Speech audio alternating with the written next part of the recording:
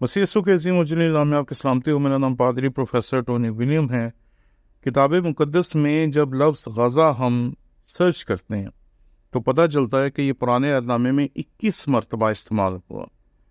آج جب ہم فیس بک پہ دیکھتے ہیں تو لوگ بار بار ان 21 آیات میں جہاں جہاں بھی لفظ غزہ استعمال ہوا ہے اس کو لوگوں کے سامنے پیش کرتے ہیں اور یہ دکھانے کی کوشش کرتے ہیں کہ دیکھیں جو کچھ بھی اسرائیل میں ہو رہا ہے، جو کچھ بھی غزہ میں ہو رہا ہے، جو کچھ بھی وہاں پر حماس کر رہا ہے، یہ سب کچھ کتاب مقدس کی نبوتوں کے مطابق ہے اور بہت جلد جو ہے وہ تباہی آئے گی اور یہ سب کچھ ختم ہو جائے گا، غزہ تباہ ہو جائے گا، ایسا ہو جائے گا، ویسا ہو جائے گا۔ جب میں لوگوں کے یہ خیالات پڑھ رہا تھا، کیونکہ میرے یوٹیوب کے چینل کے کچھ لوگ ہیں جنہوں نے اس پہ کومنٹس کیے، تو میں حیران تھا کہ ہم کیوں کتاب مقدس کو درست طور پر سمجھ نہیں پائے۔ اس سلسلے میں 5 باتیں ہیں جو بنی اسرائیل کے بارے میں آپ کو بتانا چاہتا ہوں، جو آپ کو ہمیشہ ذہن میں رکھنی چاہیے، کیونکہ وہ 5 باتیں آپ کے ذہن میں بالکل واضح ہوں گی تو پھر آپ مستقبل میں کسی بھی قسم کی پریشانی، کسی بھی قسم کی جو ٹینشن ہے اس کا شکار نہیں ہوں گے، کیونکہ آپ کو پتہ ہوگا کہ یہ 5 باتیں جو ہیں وہ کتاب مقدس کے مطابق ہونی ہیں یا ہوئی ہیں یا ہوں گی۔ تو جب یہ 5 باتیں رونما ہو جائیں آپ کے سامنے، جن میں سے کچھ ہو گئی ہیں اور کچھ ہونے والی ہیں، تو پھر ہمیں واضح طور پر یہ جان لینا چاہیے کہ کتاب مقدس جو ہے اس کی نبوتوں کی تکمیل ہو چکی ہے۔ اور یہ کہنا کہ غزہ تباہ ہو جائے گا، تو اگر آپ کتاب مقدس کو غور سے دیکھیں گے تو وہاں آپ کو پتہ چلے گا کہ وہاں غزہ کے ساتھ ایک اور نام بھی دیا گیا ہے اور وہ ہے اسکلون۔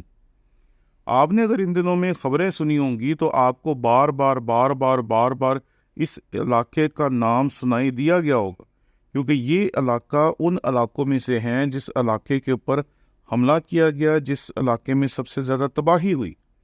تو کیا غزہ اور اسکلون کی تباہی اکٹھی ہونی تھی؟ یہ سوال آپ کے لیے ہے۔ حوالہ صفنیہ اس کا 2 باب اور اس کی 4 آیت آپ ضرور پڑھیں۔ آئے ہم خداوند کے کلام میں سے سب سے پہلے ان حوالہ جات کے اوپر غور و خوض کریں گے جو کتاب مقدس میں سے ہمارے سامنے پیش کیے گئے اور جن کے بارے میں کہا گیا کہ یہ نبوت ہے کہ سب کچھ تباہ ہو جائے گا۔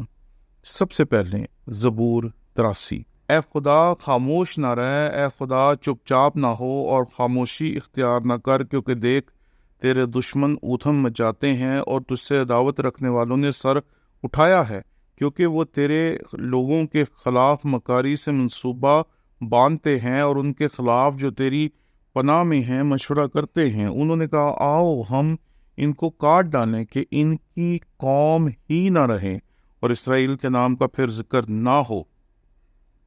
لیکن انہوں نے ایکا کر کے آپس میں مشورہ کیا ہے، وہ تیرے خلاف عہد باندھتے ہیں، یعنی ادوم کے اہل خیمہ اور اسماعیل، مواب اور ہاجری، جبل اور امون اور عمالیق اور فلسطی اور سور کے باشندے۔ اسور بھی ان سے ملا ہوا ہے، انہوں نے بنی لوط کی کمک کی ہے۔ تو ان سے ایسا کر جیسا مدیان سے اور جیسا وادی کیسون میں سیسر اور یابین سے کیا تھا، جو عین دور میں ہلاک ہوئے۔ وہ گویا زمین کی کھاد ہو گئے، اس کے سرداروں کو اوریب اور زئیب کی مانند، بلکہ ان کے شاہزادوں کو زبا اور ظلمنا کی مانند بنا دے۔ انہوں نے کہا ہے آؤ ہم خدا کی بستیوں پر قبضہ کر لیں۔ اے میرے خدا ان کو بگولے کی گرد کی مانند بنا دے، اور جیسے ہوا کے آگے ڈنٹھل اس آگ کی طرح جو جنگل کو جلا دیتی ہے، اس شعلہ کی طرح جو پہاڑوں میں آگ لگا دیتی ہے، تو اسی طرح اپنی آندھی سے ان کا پیچھا کر اور اپنے طوفان سے ان کو پریشان کر دے۔ اے خداوند ان کے چہروں پر رسوائی طاری کر، تاکہ وہ تیرے نام کے طالب ہوں۔ وہ ہمیشہ شرمندہ اور پریشان رہیں، بلکہ وہ رسوا ہو کر تاکہ وہ جان لیں کہ تو ہی جس کا نام یہوہ ہے تمام زمین پر بلند ہے۔ خداوند کے کلام کے پڑھے سنے جانے پر اس کی برکت ہو۔ دیکھیں جی، جو نبوتی ادب ہوتا ہے اس کا آغاز اکثر و بیشتر، یعنی کہ زیادہ تر موقعوں پر कुछ इस तरह होता है, खुदावंद खुदा फरमाता है, खुदावंद का कलाम सुनो, खुदावंद ये कहता है। और दूसरी बात कि उसके बीच में आपको ऐसे अल्फाज मिलेंगे कि ऐसा होने वाला है, ऐसा होगा, या मैं उनके साथ ऐसा करूँगा। मैं जब इस हवाले को पढ़ रहा था ज़बूर 83 को, तो यहाँ हमें एक दुआ मिलती है। और बनी इसराइल के लोग जो थे वो हर बात शायरी में करते थे।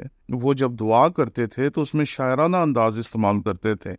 जब वो नोहा करते थे, जब वो खुदावन से गिला करते थे, तो वो हर काम इसी तरीके से किया करते थे। इसलिए इस हकीकत को समझना बहुत ज़रूरी है कि यहाँ पर जो खुदावन के कलाम में से हमारे सामने हवाला पेश किया जा रहा है, ये दरअसल एक दुआ है। ये किसी किस्म की हमारे सामने खुदावन के कलाम में से नबूवत नहीं है जो पेश की जा रही है।